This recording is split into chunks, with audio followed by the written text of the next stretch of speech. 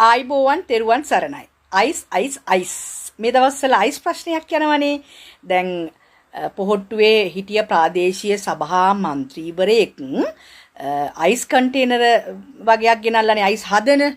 ඉතින් එතකොට වගකිය යුතු පුද්ගලයෙක් කියනවා අර පෙට්ටි 323ක් රෙඩ් ලේබල් ගහපුවා මේ හොරෙන් පිට කරේ රේගුවෙන්. එතකොට ඒ 323 ඇතුලේ මේ දෙක තිබ්බේ නැහැයි කියලා කියනවා. ඒ කියන්නේ ඒගොල්ලෝ දන්නවා 323 ඇතුලේ මොනවද තිබ්බේ කියන එක. ඒක එළියට දැම්මනේ.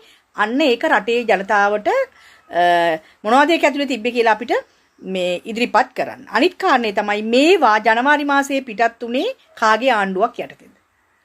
එතකොට හොයලා බලන්න පිටත් කරලා තියෙන්නේ.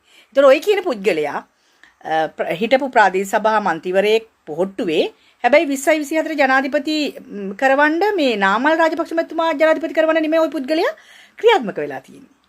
එතකොට ඒ කාරණාත් එක්කලාම ඒ පුද්ගලයා නිසාම ගරු නාමල් රාජපක්ෂ මැතිතුමාට මේ අයිස් ප්‍රශ්නයත් එක්කලා එතුමා ඒකට පටලවන්න හදනවා නම් ඒක හරිද වැරදිද? පාක්ෂික සමාජිකයෙක් කරපු වැඩක් වෙනුවෙන් පක්ෂ නායකයා වග කියන්න ඕනේ නම් අර පාස්කු ප්‍රහාරයේ චූදිතයෙක්නේ මේ ඔය අර කියන පුද්ගලයා.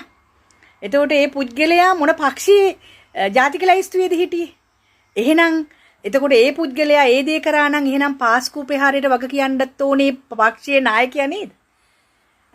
ඒ හින්දා පාක්ෂික සමාජිකයෙක් කරපු වැරද්දකට පක්ෂයේ නායකයෙක්ට මේ නිරන්තරයෙන් චෝදනා එල්ල කරන්න බෑ. මේ පක්ෂයේ ඒ පුද්ගලයා විවිධ පක්ෂවල විවිධ පුද්ගලයා විවිධ පෞද්ගලික ක්‍රියාකාරකම් කරනවා. අපි නොදන්න දේවල් තව ඕන තරම් ඇති.